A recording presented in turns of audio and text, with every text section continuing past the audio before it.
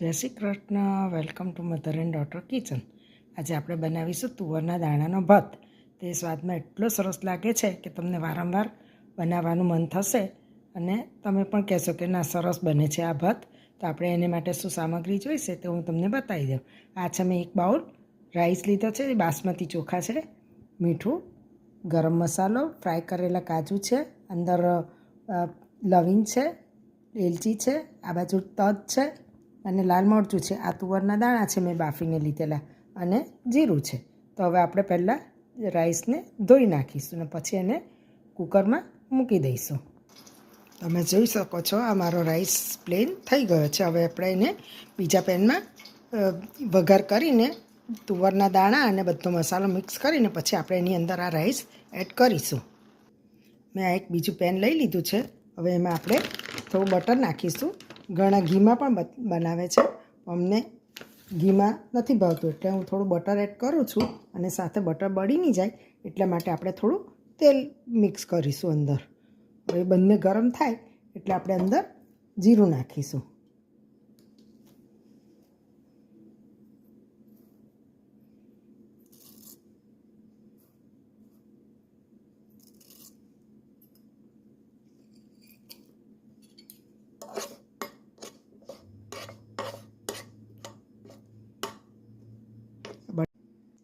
આ butter melt થવા માટે થઈ ગયું છે રેડી.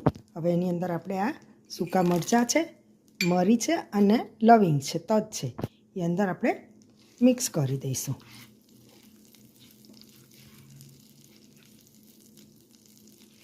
તુવરના દાણાનો ભાત એટલો સરસ લાગે છે કે તમે પણ બનાવજો અને મને જરૂરથી જણાવજો કે કેવો લાગે છે આ રાઈસ.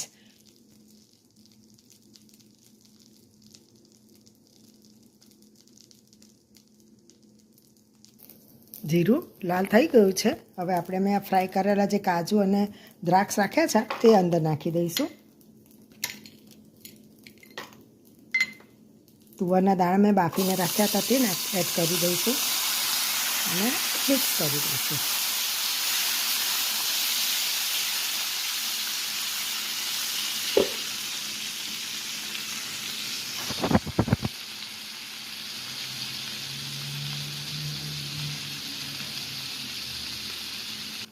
મેં પ્લેન રાઈસ અંદર એડ કરી દીધો છે.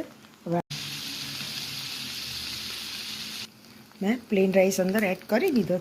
હવે આપણે એની અંદર મીઠું નાખીશું સ્વાદ પ્રમાણે.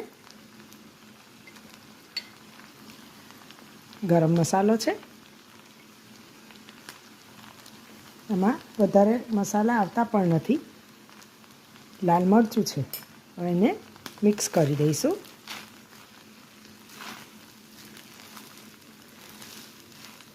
અને થોડી વાર ઢાંકીને થવા દઈશું. અને પછી થોડી હળદર નાખી દઈશું અંદર.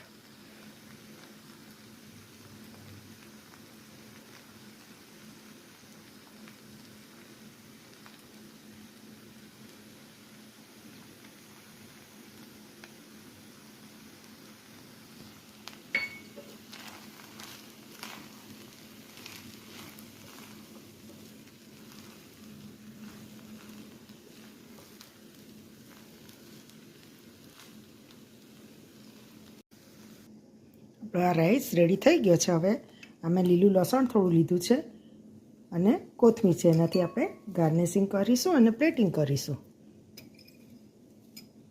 તમે આપણા તુવરના દાણાનો રાઈસ રેડી છે. હવે આપણે એને પ્લેટિંગ કરીશું.